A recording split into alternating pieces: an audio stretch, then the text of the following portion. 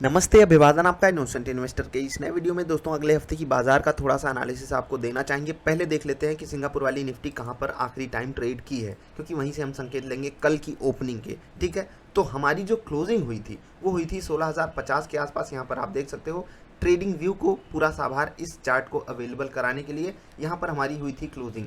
उसके बाद अमेरिकन बाजार से हमने संकेत लिया, वहाँ की बाजार बहुत ही धूम धड़ाका करके खुली। हमने वहाँ से संकेत लिया, एक धूम धड़ाका अपने यहाँ भी हुआ, प्रॉफिट बुकिंग अमेरिका में भी आई, यहाँ पर भी आई। उसके बाद वहाँ से एक बढ़िया अप ट्रेंड चालू हुआ और हमारी बाजार 16,050 पे क्लोजिंग दे करके गई है। और सिंगापुर वाली निफ्टी जो लास्ट टाइम ट्रेड की है 16,215 पे। अगर यहाँ से आप कंपेयर करोगे 50, 100 और 15, ऑलमोस्ट 165 पॉइंट ऊपर, जी हाँ 165 पॉइंट ऊपर, ऑलमोस्ट 1% का गैप अप एक्सपेक्टेड है। लास्ट ट्रेडेड प्राइस सिंगापुर वाली निफ्टी से मैं कंपैरिजन करके बता रहा हूँ, तो हम एक गैप अप कर सकते हैं, इसके बहुत ज़्यादा आसार हैं। अब उस गैप अप में आपको कौन से स्टॉक्स खरीदने हैं, थोड़ी देर इंतजार कीजिए, मैं आपको बताऊंगा। पहले पिछले हफ्ते के स्टॉक्स की परफॉर्मेंस आपके साथ शेयर करना चाहूँगा। उससे भी पहले आपसे रिक्वेस्ट करूँगा, अगर वीडियो पसंद आती है तो लाइक ज़रूर किया कीजिए, बहुत अच्छा वाला मोटिवेशन मिलता है, यकीन कीजिए। चलिए आगे बढ़ते हैं। मोटिवेशन हमें मिलता है, आपको भी मिले तो कितनी अच्छी बात रहेगी। ठीक है, बात करते हैं पेटीएम की। दो टारगेट आपको यहाँ पर बताए गए थे, 700 के ऊपर खरीदारी करने के लिए बोला गया था। लॉजिक कौन सी लगानी थी वो मैंने आपको वहाँ पर एक्सप्लेन किया था। 716 717 रुपये का पहला टारगेट था, 729 जो कि यहाँ पर आता है ये था दूसरा टारगेट। एक और टारगेट था ऊपर। लेकिन एक बात आपको हमेशा याद रखनी है कि हमारा जो टारगेट होता है 2, सवा 2, 2.5% के आसपास का होता है। यकीन कीजिएगा मेरा इस बात पे कि मार्केट आपको जब बड़ा टारगेट देना चाहेगी तभी आप बड़ा टारगेट प्राप्त करोगे। अदरवाइज आपके फेवर में 2%, 3%, 4% जा करके हो सकता है बाजार आपको 1% दे, 2% दे। ठीक है, ठीक, तो उससे आपको नाराज नहीं हो जाना है कि 4% का मुझे गेन मिला और नेट मुझे कुछ खास प्रॉफिट नहीं मिला। मैंने अपना अभी ट्रेड आपको एक्सप्लेन करके बताया है। बस आपको ये ध्यान देना है, आप प्रोसेस फॉलो करते रहो। ठीक है, अनरियलाइज्ड गेन से अपने आप को जोड़ना बंद करो। बहुत से लोग कहते हैं सर ऊपर गया, हमें प्रॉफिट हो रहा था, फिर नीचे आ गया, एग्जिट करने का मन नहीं किया और इस कारण ज़्यादा लॉस हो गया। आपकी कहानी में मुझे कोई इंटरेस्ट नहीं है, किसी को कोई इंटरेस्ट नहीं है, खासकर मार्केट को तो कोई भी इंटरेस्ट नहीं है। आप कितनी भी कहानी सुनाते रहो, आप विक्टिम कार्ड प्ले करते रहो, मेरे साथ ही हो गया, मेरे साथ वो हो गया। बाजार बहुत जालिम है दोस्त, मान लो प्लीज़, प्लीज़ माना करो मेरी बात। हम सब अच्छे लोग हैं यार, हम सब अच्छे लोग हैं। और अच्छे लोग का सेंस कि हम हमेशा लॉजिक पे काम करना चाहते हैं। हम कभी हो हल्ला नहीं मचाते कि न्यूज़ आ गई खरीद लिए, न्यूज़ आ गई बेच दिए, या फिर अन्य तरीके के हल्ले। समझ गए, हम लॉजिक पे खरीदते हैं और लॉजिक पे आप बरकरार रहिए, मार्केट आपको बहुत रिवॉर्ड देगी।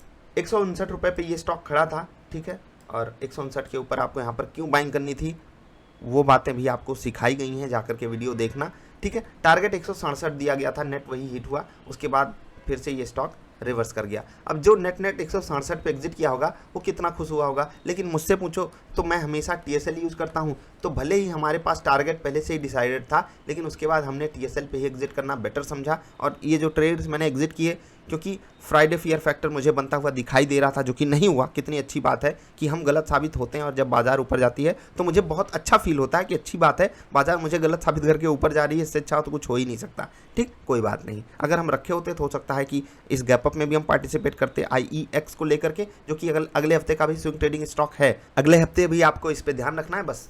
ठीक है, चलिए आगे बढ़ते हैं। अतुल, ये स्टॉक देखिए, 1, 2, 3, 4 कैंडल्स नेगेटिव बन गई। एक इकलौती कैंडल यहाँ पर 4% का मोमेंटम दिखाई। ठीक है, एक इकलौती कैंडल। हमने ट्रेड दिया आपको, किस लेवल पे आपको खरीदना था और कितना बड़ा मोमेंटम एक्सपेक्टेड था वो भी आप जाकर के देख सकते हो। अभी भी मेरा ट्रेड यहाँ पर कंटिन्यू कर रहा है, मैंने यहाँ पर कोई एग्जिट नहीं लिया है, जबकि ये मुझे लगभग कॉस्ट के आसपास का एग्जिट प्लान बनाने के लिए बोल रहा था। मैंने बोला कि अब मैं स्टॉप लॉस पे एग्जिट करूंगा, क्योंकि मुझे यहाँ पर कन्विक्शन हाई था।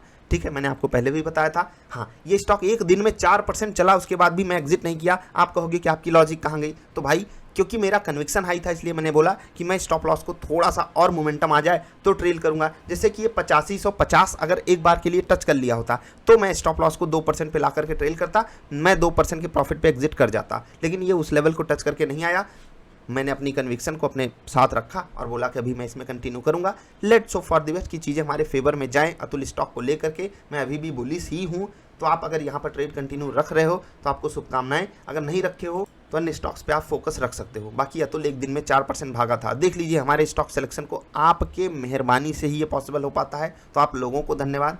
क्योंकि आप ही के कारण मुझे भी ये स्टॉक्स आसानी से मिल जाते हैं ना, तो मज़ा आता है ना ट्रेड करने में। मज़ा कर लेते रहिए, मज़ा करते रहिए। हाँ, उस मज़े के पीछे जो मेहनत लगती है उसका आपको 2 तरीके से सम्मान करना है। पहला, अगर आप लाइक वगैरह कर देते हो तो वो एक अच्छा वाला मोटिवेशन देता है ना। दूसरी बात, आपको रीजनल माइंडसेट रखना है बाजार में, ये भी एक तरीके का सम्मान ही है। आप भटको नहीं रास्ते से, इससे बड़ा सम्मान क्या हो सकता है। ठीक है, चलिए।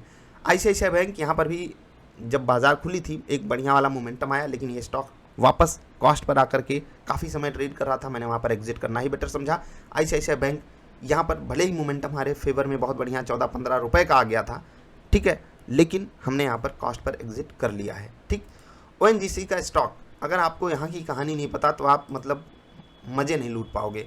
जब भी कोई ऐसी न्यूज़ आए तो आपको फिबोनाची वाली वीडियो, मतलब पिवट पॉइंट फिबोनाची, ये आपके लिए कमाल की वीडियोज़ हैं, प्लीज़ देख लीजिए उनको, प्लीज़ बोल रहा हूँ।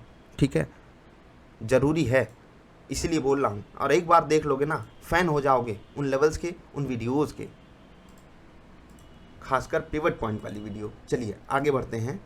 120, बार बार मैं इसी चीज़ को लेकर के डिस्कशन कर रहा हूँ। नेट 120 का लेवल जैसे इसमें टच हुआ था, मैंने आपको बोला था अलर्ट हो जाइएगा। अलर्ट का मतलब क्या होता है? हम तैयार हैं, पैसा लेकर के तैयार हैं। हमको जैसे ही बाइंग सिग्नल मिलेगा, चाहे यहाँ पर मिले चाहे यहाँ पर मिले, हम पैसा डाल देंगे। और उसके बाद देखिए हाई इसने 132 का मारा है यहाँ पर, तो मतलब कोई कह ही नहीं सकता कि उसको 5% से बड़ा प्रॉफिट नहीं हुआ। मिनिमम 5% बोल रहा हूँ, किसी को 6, किसी को 7, किसी को 7.5, किसी को 8, इवन किसी को 9 भी हुआ होगा। ये सब थे कमाल के स्टॉक्स पिछले एक हफ्ते के। ठीक है, ONGC में क्यों ट्रेड पकड़ना था वो भी आपको पता है, लॉजिक कौन सी लगानी थी वो भी आपको पता है। अगले हफ्ते के स्टॉक नोट कीजिए। SBI कार्ड, ठीक है, रेजिलियंस दिखा रहा था, ये स्टॉक ऊपर के लेवल से गिरना नहीं चाह रहा है, वॉल्यूम भी उस हिसाब से नहीं बढ़ा जो गिरावट को और बढ़ाए। तो आपको यहाँ पर नज़र रखनी है, ये स्टॉक फिर से 860 870 को टच कर सकता है, जो कि आपके लिए एक बेहतरीन टारगेट होगा। जो ट्रेड आपको लेना है 836 रुपये के ऊपर, बहुत ही सिंपल सा लेवल है, कोई दिक्कत वहाँ पर होगी नहीं, नॉर्मल सा आप ट्रेड पकड़ सकते हो। सेटअप जरूर ढूंढिएगा, सेटअप कैसे ढूंढते हैं, कैसे बनाते हैं, उसके लिए व्हाट इज ट्रेडिंग सेटअप वाली वीडियो है। जील बहुत बेहतरीन सेटअप, टेक्निकल सेटअप यहाँ पर बना है, टेक्निकल चार्ट यहाँ पर बना है। बड़ा मोमेंटम आ सकता है 3 से 8% का, जी हाँ 3 से 8%, यानी कि 3 2 5, 5 1 6, 6 1 7, 7 1 8। तो ऐसे ही आपको स्टॉप लॉस ट्रेल करते जाना है। ठीक है, एंजॉय कीजिएगा। BPCL, उम्मीद यहाँ भी काफ़ी बढ़ रही है, पॉजिटिव ट्रेड पकड़िएगा, यहाँ पर बहुत बेहतरीन आपको यहाँ पर मोमेंटम मिल सकता है। IEX की बात मैंने यहाँ पर कर ली है आपसे पहले ही। BPCL यहाँ पर ट्रेड कहाँ पकड़ना है? 315 एक बार के लिए नेट मिल जाए आपको तो उसके ऊपर ये बहुत तेज़ी से भाग सकता है। बहुत तेज़ी का सेंस, ये कम वोलाटाइल स्टॉक है तो हो सकता है 2-2.5% ही चले, तो उसी हिसाब से आपको एडजस्टमेंट करके रखनी है। कुछ ज़्यादा बड़ी उम्मीद मत कीजिएगा, अगर बाज़ार को देना होगा तो ही देगी, बाकी हम सबको उम्मीद थोड़ी सी कम ही पाल करके रखनी चाहिए। तो ये तो हो गई बात अगले हफ्ते के स्विंग ट्रेडिंग स्टॉक्स की। एक स्टॉक HDFC बैंक, वहाँ पर एक ट्रेड आपको बताया गया है, HDFC बैंक का रिजल्ट भी डिस्कस किया गया है। कौन सी कॉल खरीदनी है उसके लिए आपको वो वीडियो जा करके देखनी पड़ेगी, जा करके देख लीजिएगा। अभी आपसे विदा लेने का टाइम है, यहाँ तक आए हो तो नमस्कार। वीडियो देखने के लिए आपका आभार, जल्दी मिलेंगे रात वाली वीडियो में। नमस्कार।